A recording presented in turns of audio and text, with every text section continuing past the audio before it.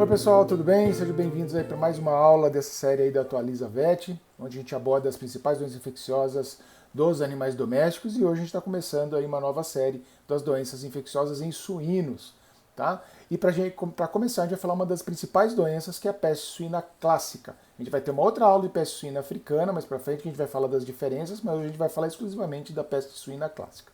Antes da gente começar, eu peço para que você que não é inscrito se inscreva no canal. A gente tem praticamente 80% dos que vêm os vídeos são pessoas que não estão inscritas. Então eu peço para que você se inscreva e curta, tá? E comente e compartilhe. Então os 3 Cs, né? Curta, comente e compartilhe. Por quê? Isso mostra realmente para o YouTube que é um conteúdo de qualidade, que mostra o engajamento também do vídeo, que possa também ajudar outras pessoas que têm interesse. Então eu peço para que você também compartilhe esse vídeo para aquela pessoa que você acha, né, que tem interesse nesse vídeo, que vai fazer alguma diferença para ela. Beleza? Então se inscreva aí. Você quer ter essa aula completa? Então clica no botãozinho embaixo aqui também, seja membro. Seja membro, você vai ter uma aula de mais de 1 hora de duração, falando também sobre essas principais características da peste suína clássica, além de ter acesso às outras aulas completas aí que nós já vimos aqui no canal, ok? Então, sem mais demora, a gente vai começar a falar da peste suína clássica.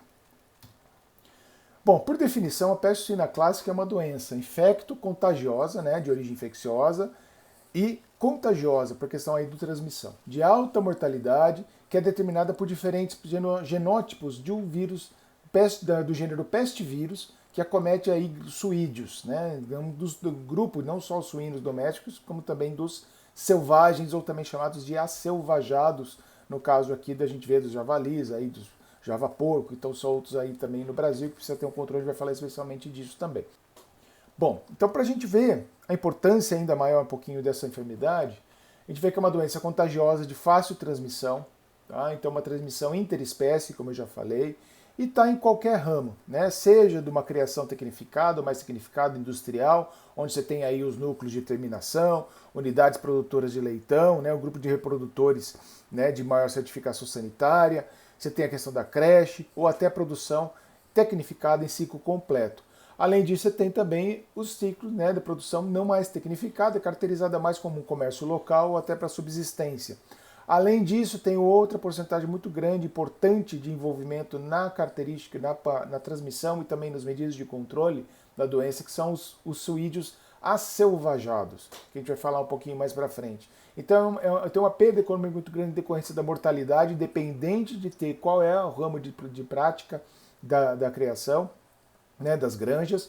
Proibição de trânsito animal também, isso impede a comercialização de produtos, né, então de animais vivos, inclusive de carne e derivados, então interfere bastante e é uma necessidade aí cada vez maior de estabelecer esses programas sanitários, tá bom? Então isso determina uma perda econômica muito grande. Bom, então conforme falei para vocês, é um pestivírus, né, o causador aí da peste suína clássica, e o nome, né, a espécie do vírus é vírus da peste suína clássica, né, e CSFV, terminologia em inglês, né, de Classical Swine Fever Virus, ok? E é dentro da família Flaviviridae, inclusive ela tem bastante relação, vocês virem aqui, a gente tem uma aula de microbiologia veterinária da família Flaviviridae, que isso é um dos principais vírus de interesse veterinário dentro dessa família, é o vírus da diarreia viral bovina, né, causador aí da BVD, doença reprodutiva importante aí em bovinos. Então tem as mesmas características, até patogenicidade, estrutural, até do mesmo gênero peste vírus. Tá? Então são vírus esféricos, geralmente de 50 nanômetros de diâmetro, com vírus envelopado, que vai ter 3 proteínas aí no seu envelope, chamada proteína E, RNS, que está responsável pela absorção do vírus, ou seja, a ligação do vírus aos receptores celulares, a proteína E1 e E2, que vai promover a penetração, né? Na verdade é um dímero aí que você tem a união dessas 2 proteínas, e a proteína E2, mais especificamente, já está envolvida com tropismo e imunogenicidade. Então, até as vacinas que são desenvolvidas, diagnósticos sorológicos, e por exemplo, primers, para diagnóstico direto, para PCR, também sondas para PCR em tempo real, RT-PCR, que é um vírus RNA, já vou falar disso, eles utilizam como foco o gene codificador da proteína E2, tá, para identificação, e para sorologia o antígeno utilizado no teste sorológico também é a proteína E2, então é mais antigênica, é onde você tem a estabilização de anticorpos neutralizadores contra a proteína E2. Então a proteína E2 ela vai impedir não a absorção, mas a penetração e até o desenvolvimento da capacidade imunogênica também do animal. Tá? Conforme eu falei para vocês, é um vírus RNA fita simples, polaridade positiva. A gente tem aqui a poliproteína que é envolvida, depois é estratificada, e você tem as proteínas do envelope, aqui que eu citei para vocês em amarelo, proteína do capsídeo, e outras proteínas não estruturais que tem a ver mais com a ativação, né, a função do vírus na célula. Tá? Então vai mudar o maquinário celular aí. Então é um vírus que tem um genoma de 12 mil bases, está errado, é fita simples, então 12 mil bases, não tem esse pezinho aqui, não é pares de bases, sim bases, tá bom? Então não é um vírus assim um genoma tão longo também, tá? É um vírus que tem uma resistência também considerável em pH ácido de 3 a 10 e pode também sobreviver até 50 graus Celsius, então é importante aí você ter um ambiente também de fácil para desinfecção, de limpeza também, que é um vírus que pode permanecer no ambiente, principalmente dando condições de pH químicas aí adequadas e também umidade. Tá? Quanto mais úmido o ambiente, maior a probabilidade de manutenção de um vírus viável, né, que tenha capacidade infectante ainda no ambiente também. Vamos lá então falar agora de alguns aspectos relacionados à epidemiologia, associados à transmissão. Então isso aqui é um quadrinho muito bom que tem no encarte da Embrapa de 2019, que mostra aí a transmissão, né? E até o envolvimento aí dos suídeos acelvajados, que faz aí a questão da transmissão, que envolve, né, a possibilidade de transmissão. Então, sempre lembrando que os suídeos acelvajados eles são propagadores também do vírus, assim como o suídeo doméstico também é. Né? Então, javalis aí que pode ter um contato direto com o javali contaminado, carrapatos, né, do gênero aí Omitodorus atuam, também podem atuar como vetores, ainda está para ser confirmação. A gente vai ver na aula que vem de peste suína africana, que aí sim carrapato tem uma questão de transmissão. Peste suína clássica não está muito relacionado a nisso. Tá? Alimentação, então, resíduos de cozinha, restos alimentares, produtos de carne, suídia, materiais contaminados também, própria carcaça, o sangue de javali infectado para alimentação desses animais podem ser veiculadores transmissores do vírus. Materiais, contato direto com outro suíno infectado, sêmen por meio da inseminação artificial, né? Então comércio de sêmen contaminado, às vezes você não tem uma certa noção, né, e adequação também sanitária, foco sanitário também desse sêmen comercializado. Alimentação, resíduos de cozinha, restos alimentares, né, de alimentos aí, produtos de carne, suínos infectados. Então podem ser vias aí, formas aí de transmissão. Para a gente entender a patogenia, vamos lá, a gente vai começar a falar agora. Vocês, a ingestão e a inalação, né, são as principais formas aí de contato que tem de entrada do vírus, né? Via oronasal é a principal. Então a ingestão e inalação, a partir do que o animal ingere, esses animais vão ficar, os vírus geralmente eles tendem a ter um tropismo, né, pela mucosa aí, oral, mas principalmente na região das criptas, das tonsilas, que fica na região mais ali retrofaríngea. Tá?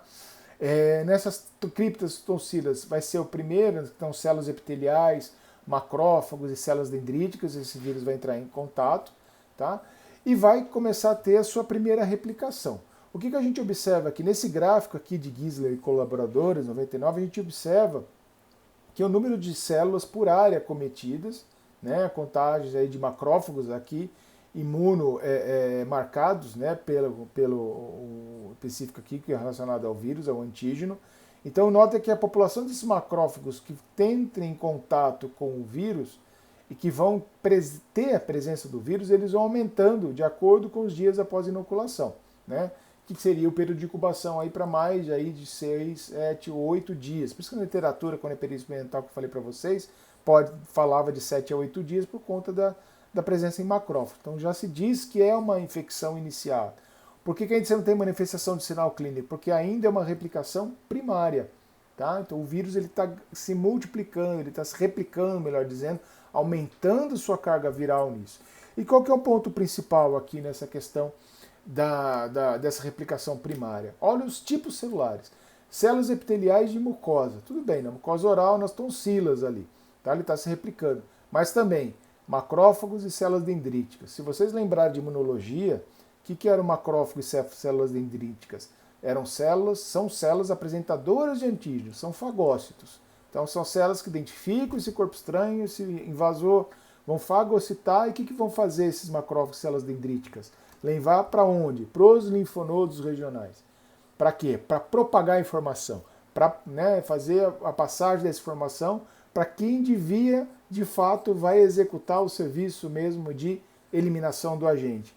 Que é onde você vai ter ali os linfócitos. Tá? Então, nos linfonodos regionais, eles vão se estratificar e que a partir dali caem na circulação. Caindo na circulação, a gente tem o primeiro processo de viremia, que aí sim vai disseminar para a medula óssea, né, e baço, que lembrando também são outros órgãos linfóides, tá? Que aí no caso órgãos linfóides primários, tá? E também placas de Peyer, órgão linfóide secundário. Lembrando que as placas de Peyer estão onde? No trato intestinal, tá? Então vê o quanto que já se ramificou e disseminou pelo organismo.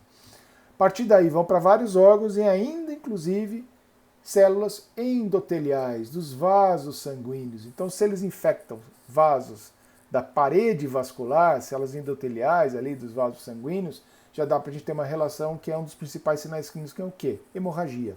Tá? E os órgãos principais, o baço, fígado, pâncreas e também rins. Tá? E aí, a partir desses órgãos que se faz a replicação secundária, pessoal. Então, você tem uma replicação primária para ganhar em carga viral, para se multiplicar, cair na circulação, onde vai encontrar outros órgãos e células permissivas, que tem tropismo, tá? E a partir dali faz uma replicação secundária, aumentando ainda mais a viremia, aumentando ainda mais essa carga viral circulante no animal, infectando outras células endoteliais, outras células de órgãos, como do baço, do fígado, pâncreas, rins, tá? E também ocorre a hipertecas por todo o corpo. Lembrando que células endoteliais, essas hemorragias, elas vão determinar lesões vasculares em diferentes órgãos, inclusive sistema nervoso até. Mas o vírus ele não se multiplica nessas células nervosas. O vírus não se multiplica, por exemplo, em células do pulmão, tá? Então são lesões hemorrágicas, por exemplo, em pulmão, mas por conta da multiplicação em células endoteliais. Sempre lembrando disso. Bom, e na forma aguda, os sinais clínicos, eles podem ser caracterizados inicialmente como uma febre alta, tá? Em torno de 40 até 42 graus Celsius, falta de apetite, letargia também é importante, podem desenvolver conjuntivite, já que células, né, epiteliais de mucosa são locais de replicação do vírus e se disseminam pela viremia, eles vão atingir mucosa também ocular, que pode ser até uma porta de entrada também, não é tão frequente, mas pode apresentar. Tá? Lesões hemorrágicas na pele, então pode apresentar também cianose nas orelhas, membros, focinhos e também na cauda. Pode determinar a paresia de membros posteriores, o que dificulta a locomoção ou impede realmente aí acontecendo uma ataxia. E evoluir para sinais clínicos respiratórios, decorrência dos problemas hemorrágicos em pulmão, os problemas inflamatórios, por meio das células inflamatórias, que vai determinar uma inflamação bem generalizada nessas lesões, esses pontos hemorrágicos. Sinais clínicos reprodutivos, no caso abortos, que pode acontecer por questão de hemorragia e lesão endotelial, consequentemente expulsão de toda a placenta anexo-fetal, incluindo os fetos, tá? Pode envolver aí. E a morte, tá? Que em torno aí de 10 a 20 dias pós-infecção é o que a literatura descreve. Na forma crônica, ocorre a conjuntivite também, diarreia, podendo ocorrer até a constipação, já que o animal ele não vai se alimentar direito, né, tem uma apatia, ele vai ter emagrecimento, ele não vai ingerir tanta água, pode, dependendo da dieta, determinar a constipação. Tá?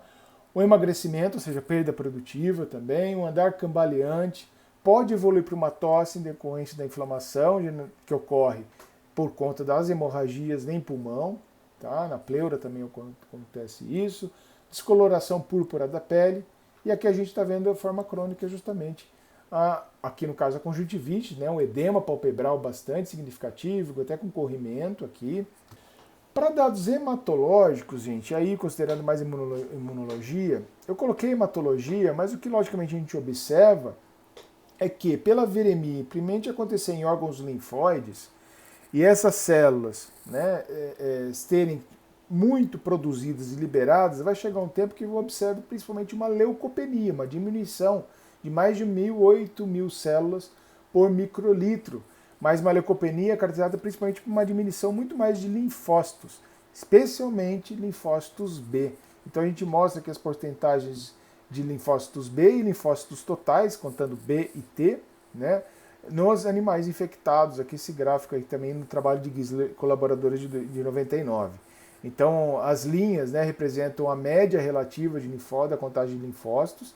Então, esses triângulos, a contagem de linfócito B, e os quadradinhos de linfócitos totais. Então, vê o quanto ele diminui, né? Ou em fundo, né, quadradinhos em fundo branco aqui, seriam de animais sadios e aqui de animais infectados.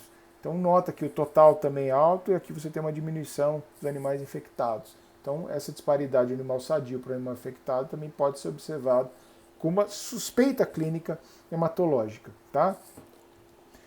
Pode determinar uma trombocitopenia pela diminuição de plaquetas em decorrência da quantidade que você está tendo também de hemorragia. Então você vai precisar de uma quantidade muito grande de plaquetas, a própria eliminação de plaquetas pela hemorragia, a reposição ela demora, né? Não vai conseguindo atuar pela grande quantidade de hemorragias e lesões endoteliais que você vai tendo aí também ao longo do processo, tá?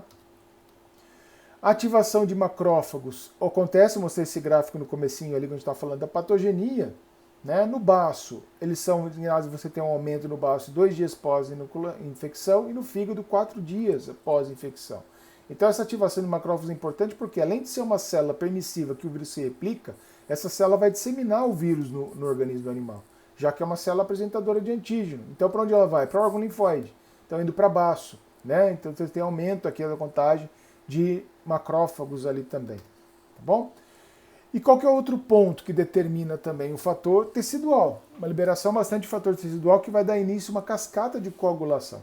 Que é uma pergunta que todo mundo fala, pô, professor, mas você vai causar hemorragia, não vai ser estancada, não vai ter todo o processo de coagulação, deposição e tudo mais de plaquetas, fibrina, toda aquela cascata de coagulação? Vai, só que vai chegar um ponto onde você não vai ter nem a deposição de fibrina mais, gente. Tá? E essa depressão que você tem aí pela trombocitopenia, também pela essa questão, ela vai afetar esses pontos, principalmente relacionados à formação, né, pela depressão aí que você tem de plaqueta.